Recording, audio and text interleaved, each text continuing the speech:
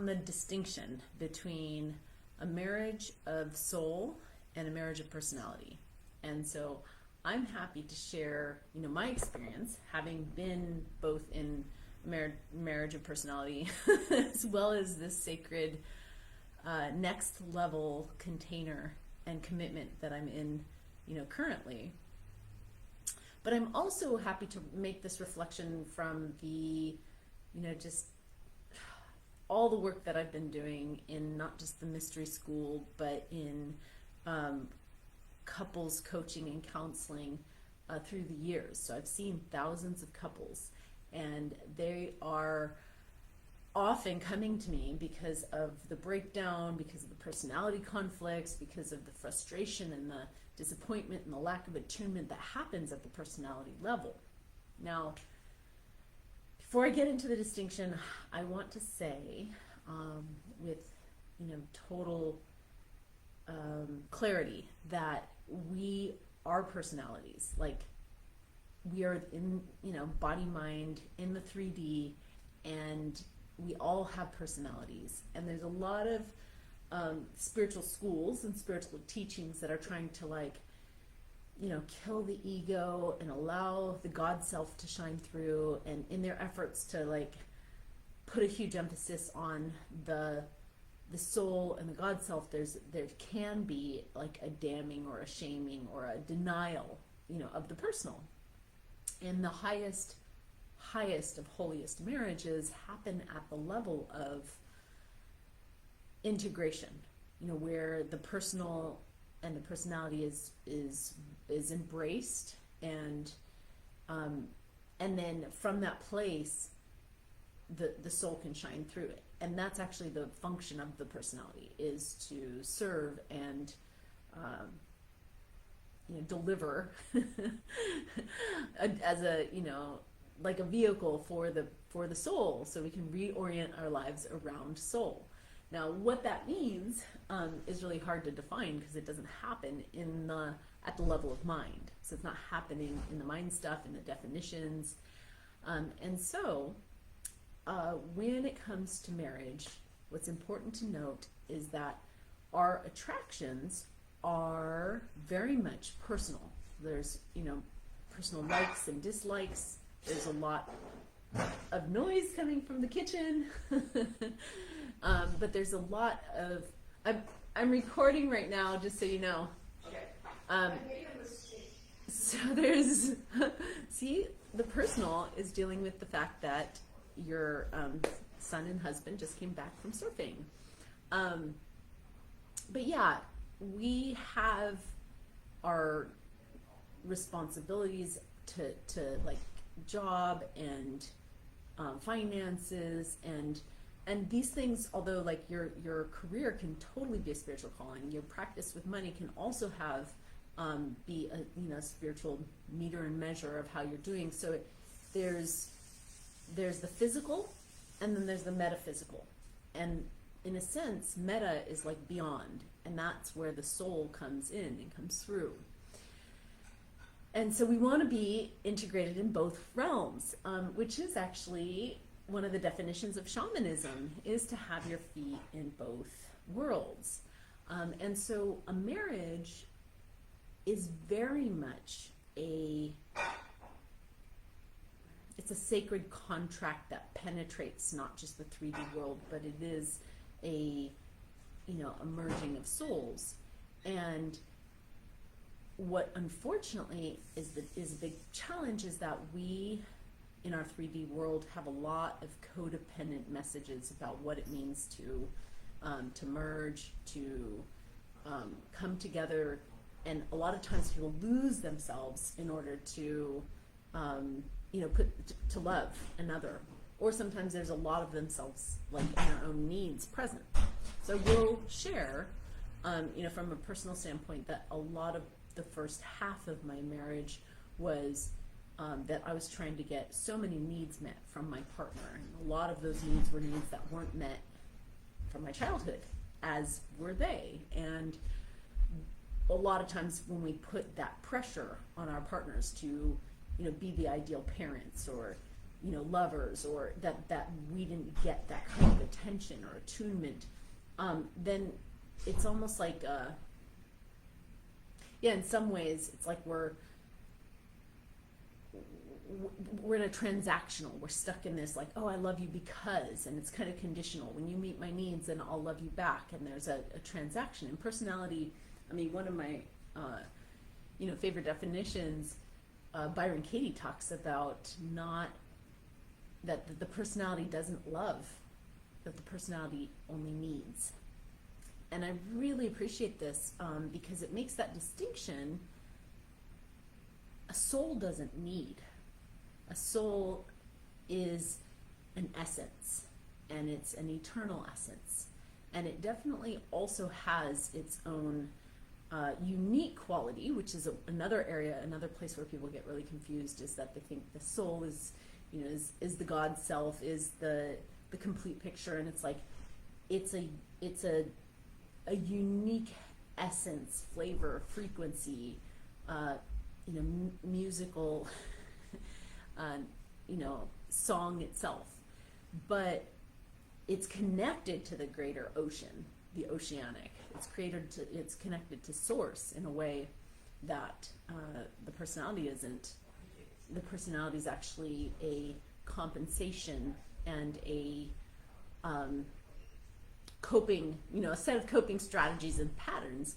And so when we come from soul and we come into marriage, we want for the other person's soul.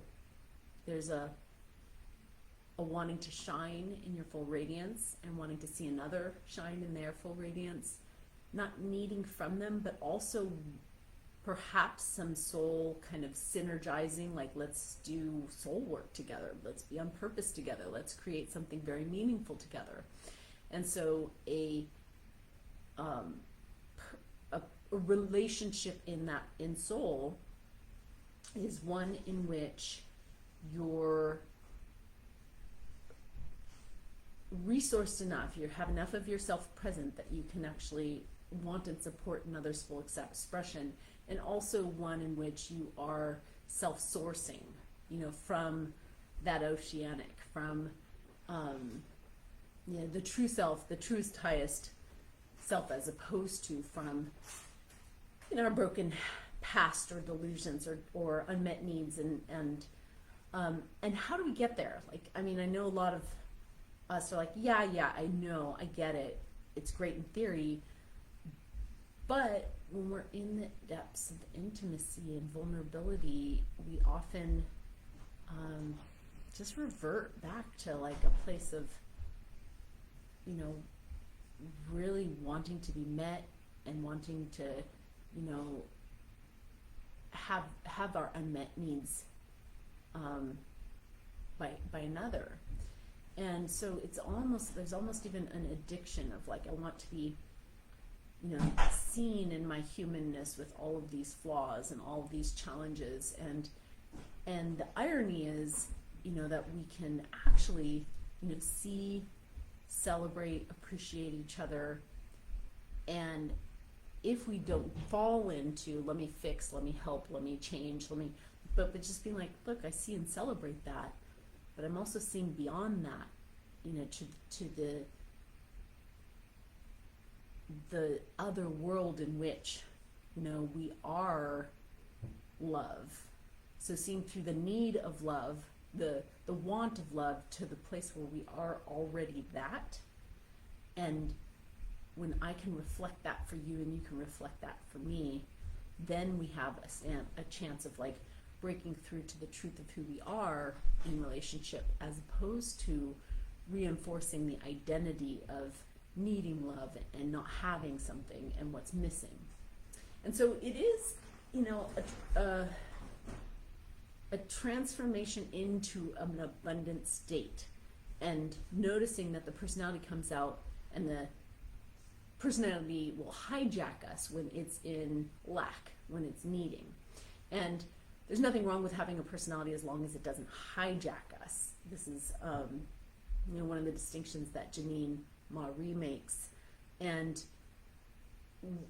we want to come into fullness, come into wholeness, and the way to resource ourselves to get to that wholeness is through source and not from the personal, not from the 3D world. And so when we start sourcing from, the absolute, instead of the relative, then we can come into right relation with each other in marriage. And it's just such a game changer to make a commitment to, I'm married at the soul level, which means I want to show up in my shine and support you in yours. And, part of that is that's where the center of gravity is. And yes, when we're married in the 3D world, we also want to provide for support, celebrate each other's personal, it's really an important distinction is that the personal needs are very important as well. A lot of the spiritual teachings that deny the personal needs will, actually have this split, like, oh, there's householders, and then there's spiritual love, and then that creates this world in which certain, like, if you want to be a tantrika, you leave your marriage and you go seeking for God instead of the personal life. And as a true, modern tantrika, for me, it's about both. It's about, integration. And so part of the work to get to a spiritual marriage is to do the personal work and to do the personal growth work together, but not to make that your God, not to make that the center of what you're here for. And so when you have the marriage and come back into alignment, whether it's an anniversary or a love declaration, that we come back into alignment with the soul, that we are and that we're in love with, and to remember that that's what we're doing here, and that the supporting of the personality and the needs of the personality is really in order to support each other's full soul expression, and not get seduced into our needs. And part of this practice also is like being okay with needs not being met.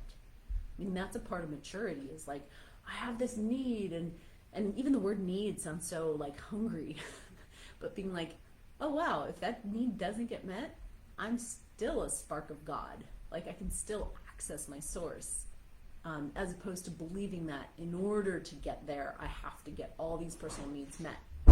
So that's particularly important for anyone who's watching who doesn't have a partner, who doesn't have,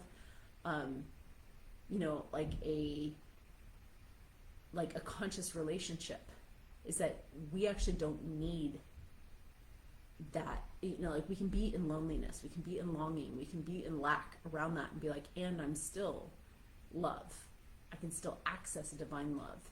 And it's my job to marry that and come back to that and not abandon that, whether or not my partner's there, whether or not my partner's sick, whether or not my partner's, like with somebody else. Like, the deep work is to come into love and alignment with that, and to marry that above and beyond, marrying anybody else. So thanks for listening this morning. It's been fun to make a few reflections as I'm just starting this live stream, and I'm hoping that you'll offer some questions and reflections for deeper exploration next week. And I also, again, want to remind you that I published 2 books this year, Sex Shamans and also 52 Fridays. And I would love to see how that resonates with you and transforms your life. A lot of people who've been reading the book have been telling me, like, wow, I already feel different. So you can get those books anywhere books are sold, and I'll put links here. I'm super grateful to be just in the exploration, in the conversation with you, right?